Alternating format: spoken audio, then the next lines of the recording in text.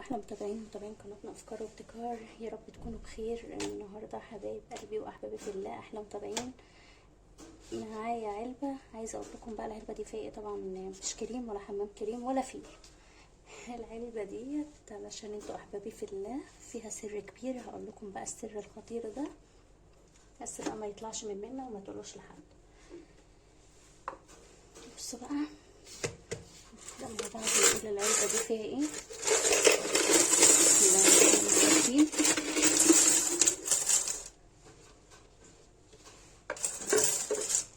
العلبة دي فيها نصيحة بجد، بشكر قوي صاحبتي اللي نصحتها لي، وبجد انا مشيت بيها، وبجد عشان انا بحبكم في الله ما حبيتش اخبيها عليكم، وخاصة لما تعرضت الموقف هحكيه لكم.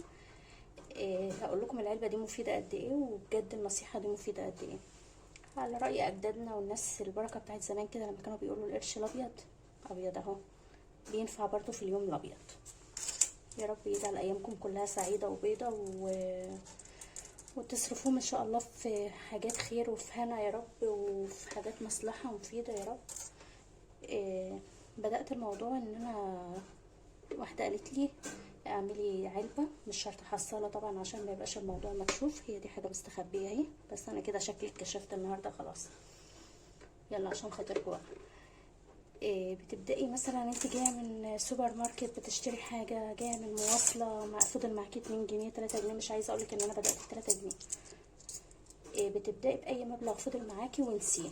هاتي علبه زي ديت وحطيهم فيها وانسيهم خالص، والله هتنفعك في وقت زنقه. هتيجي تحتاجي حاجه، اولادك محتاجين حاجه، بيتك محتاج حاجه، انت نفسك حاجه خاصه بيكي. وانت برضو كشاب لو لسه ما دخلتش على موضوع او مشروع خطوبة او جواز او حاجات من دي، هتلاقي الموضوع ده والله بيفرق معاك كتير قوي. بس لو متجوز يعني بصراحة اديهم لمراتك، يعني ما تبخلش على مراتك بيهم. النصيحة دي لو انت مش متجوز، لو متجوز يبقى اديهم لمراتك. انت برضو يعني زي ما انا عملت كده ممكن تقنعي جوزك ان انت مش هتاخديهم طبعا من وراه عشان ما يبقاش حرام، ان الفكه دي هتقع من جيبك، ان بتبقى بتشخلل في البنطلون ومنظر مش كويس وكلام من ده، او هيحس ان هي حاجه بتفرحك هيديهم لك. بجد بتنفع والله. هعدهم معاكم دلوقتي وهقول لكم دول كام، وهقول لكم انا محتاجه اجمدهم. هنعمل روتين ان انا كل فيديو ان شاء الله هعمله هنحط حاجه اللي هيبقى معايا في الشنطه هحطه قدامكم، وهنشوف وصلنا لكام. ولما يخلصوا ان شاء الله يعني هيجمد معايا تمن الحاجه اللي انا عايزاها هجيبها وهوريكم انا جبت بيهم ايه. هعدهم كده عشرات وهقولك انا جايبه برضو برطمانين ليه، بس بجد والله الموضوع حلو قوي. ما تقوليش لا ده موضوع هايف ولا ايه. حبه الفكه دولت بجد والله هيفرقوا معاكي، وهيبقى موضوع حلو قوي، وهتحسي ان انت لاقياها. يعني بجد حصل لي موقف، كنا في اجازه عيد ومصاريف عيد وزايده وكده، وبصراحه يعني تعرضت لزنقه ماديه. فتحت الحصاله، مش عايزه اقول لكم ان انا اتلقيت فيها اكتر من 400 جنيه. يعني فرجوا عليا، ما احتجتش لحد، ما طلبتش حاجه من حد، الحمد لله. حسيت ساعتها ان السما بتمطر عليا فلوس، او كاني لاقياهم بجد والله. فبجد الموضوع مستحق التجربه، وجربي بجد ما عدتش هتبطلي الموضوع ده. هعدهم وهقول لك هنكمل هنعمل ايه.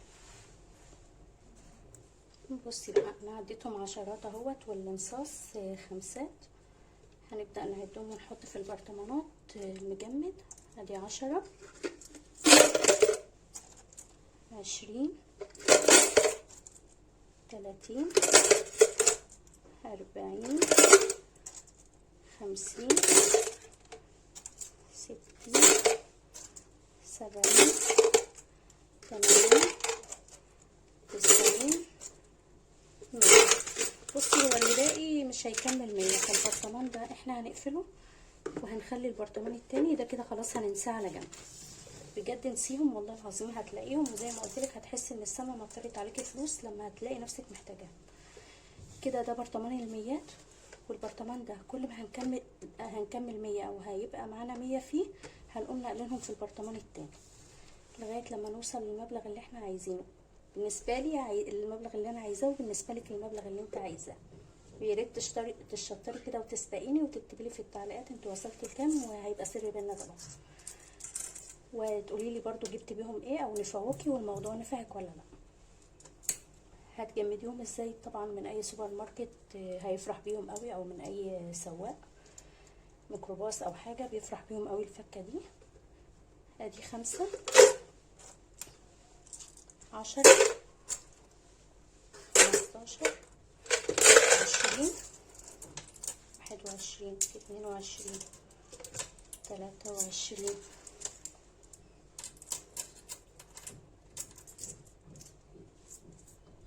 24 25. يعني شوفي لغاية الارباع، ما ترميش حاجة او ما تستهتريش في حاجة. كده 26 وربع. البرطمان ده هنخليه معانا ان شاء الله، هيبقى روتين معانا كده لشوية او لفترة. كل فيديو هقولك معايا كام فكة وهحطه في البرطمان ده قدامك لغاية لما نجمد 100 وهنلاقيهم في البرطمان التاني.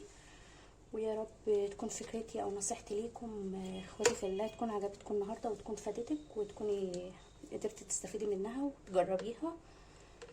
ولو عجبتك النهارده نصيحتي ليكم اعملي لايك وشير واشتراك في القناه علشان نكمل مع بعض كل مفيد وكل اللي اقدر افيدك بيه.